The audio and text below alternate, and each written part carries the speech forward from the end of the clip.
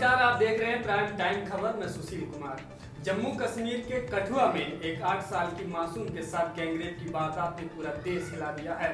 मंदिर में मासूम के साथ हुई गैंगरेप की दर्दनाक कहानी दिमाग की नसों में दर्द पैदा करने वाली है।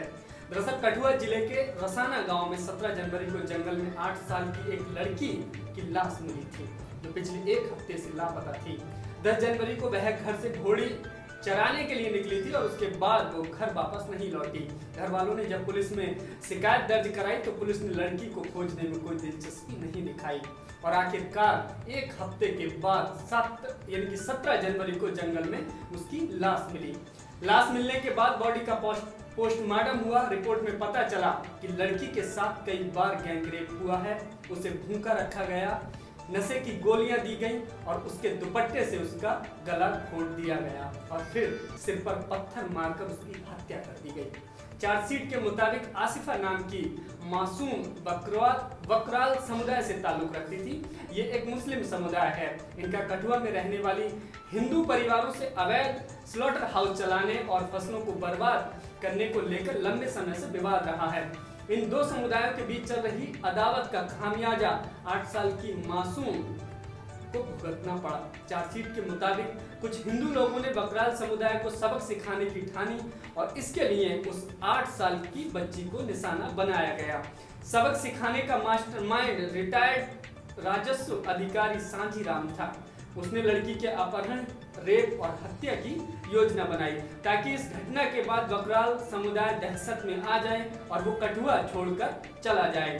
सांझी राम ने इस बारे में अपने नाबालिग भतीजे से बात की और प्लान बनाया। इसके अलावा सांझी राम ने एक स्पेशल पुलिस ऑफिसर दीपक खजूरिया को भी अपनी प्लानिंग के बारे में बताया था।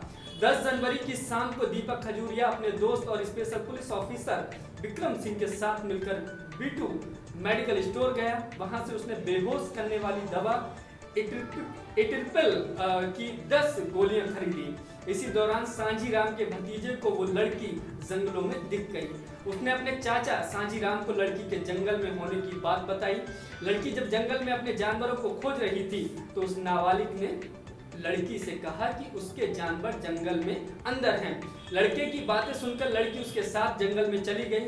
लड़का उसे अपने पिता के जानवर बांधने वाले शेड में ले गया और वहां उसके हाथ रस्सी से बांध दिए। उसने गर्दन पकड़कर लड़की को जमीन पर गिरा दिया। फिर उसकी इतनी पिटाई की कि लड़की बेहोश हो गई। इस दौरान उसका दोस्त मन्नू भी उसके साथ मौजूद था, जिन दोनों ने मिलकर उसके साथ रेप किया। वहां रेप करने के बाद दोनों लड़की को उठाकर एक मंदिर में ले आए और वहां उसे बंद कर दिया। अगले दिन यानी 11 जनवरी को नाबालिग आरोपी ने मेरठ में अपने चचेरे भाई विशाल को फोन किया और विशाल से फोन पर कहा गया कि उसे एक लड़की मिली है, अगर उसे हवस बुझानी है तो वो भी आ जाए। विशाल मान गया। 12 जनवरी को विशाल रसना पहुंच गया। इसके बाद मन्नू, विशाल, उसका नाबालिग चचेरा भाई और दीपक खजूरिया 12 जनवरी की सुबह फिर से मंदिर पहुंचे। वहां लड़की को नशे की 3 गोलियां दी गई, जिसके बाद लड़की बेहोश हो गई। बेहोशी के बाद एक बार फिर से उस नाबालिग मन्नू और विशाल ने उसके साथ गैंगरेप किया। ये सिलसिला 15 जनवरी तक चलता रहा। 15 जनवरी को सांझी राम भी मंदिर पहुंचा। उसने कहा कि अब बच्ची की हत्या कर उसे ठिकाने लगाना होगा और पीछे के रास्ते से निकल गया। वहीं पुलिस इंस्पेक्टर दीपक खजूरिया वहां मौजूद था। उसने कहा कि थोड़ा रुक जाओ, मुझे भी रेप करना है। इसके बाद दीपक खजूरिया ने भी उस नाबालिग से रेप किया। इसके बाद मानने से पहले और भी आरोपियों ने नाबालिग के साथ गैंगरेप किया। गैंगरेप के बाद सभी ने मिलकर बच्ची का गला घोट दिया और फिर सर पर पत्थर मारकर उसे मार दिया और शव को जंगल में फेंक दिया गया। जब बच्ची का शव बरामद हो गया तो पूरे राज्य में हंगामा मच गया। जगह जगह पर सैकड़ों की संख्या में लोग सड़कों पर उतर आए और विरोध प्रदर्शन करने लगे। बवाल इतना बढ़ गया कि पुलिस भी दबाव में आ गई। इसे देखते हुए पुलिस की ओर से बकराल समुदाय से कहा गया कि सांझी राम के भतीजे को गिरफ्तार कर लिया गया है, लेकिन ऐसा कुछ भी नहीं था। सांझी राम की ओर से हेड कांस्टेबल तिलक राज को 1.5 लाख रुपए दिए गए, जो घूस की पहली किस्त थी।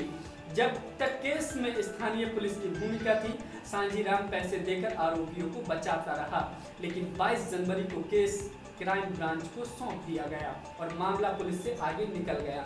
इसके बाद 23 जनवरी के आदेश से क्राइम ब्रांच के एएसपी नवीद पीरजादा के नेतृत्व में इस मामले की जांच शुरू कर दी गई। जांच के दौरान क्राइम ब्रांच ने इस पूरे मामले के जांच अधिकारी रहे सब इंस्पेक्टर आनंद दत्ता को गिरफ्तार कर लिया।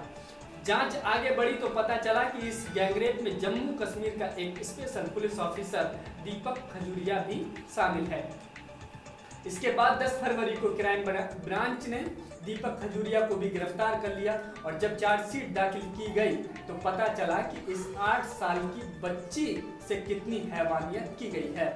8 लोगों ने एक खास समुदाय को गांव से बाहर निकालने के लिए इस 8 साल की मासूम बच्ची को निशाना बनाया।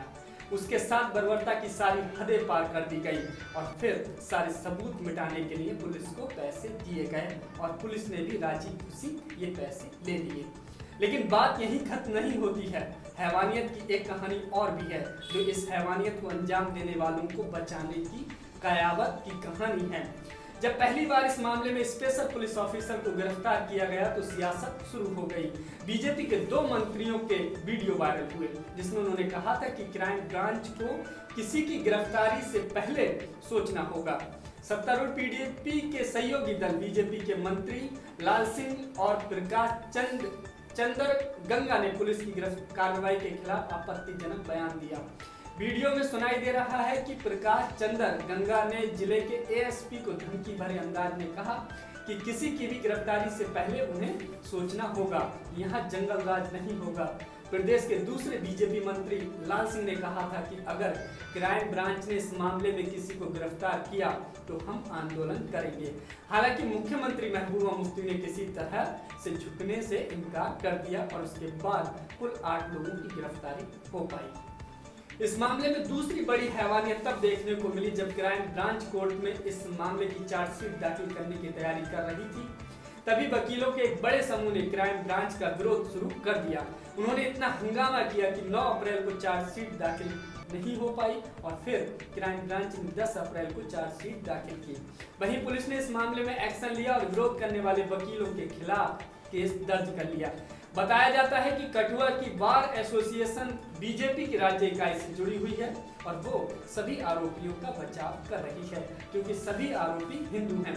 जरा सोचिए किस दौर में जी रहे हैं हम। इतने भयानक तरीके से जिन लोगों ने वारदात को अंजाम दिया उसके समर्थन में नेता वकील खड़े हैं। तो फिलहाल प्राइम टाइम खबर में सिर्फ इतना ही। आप बने रहिए नस्ल न्यूज के साथ। नमस्कार।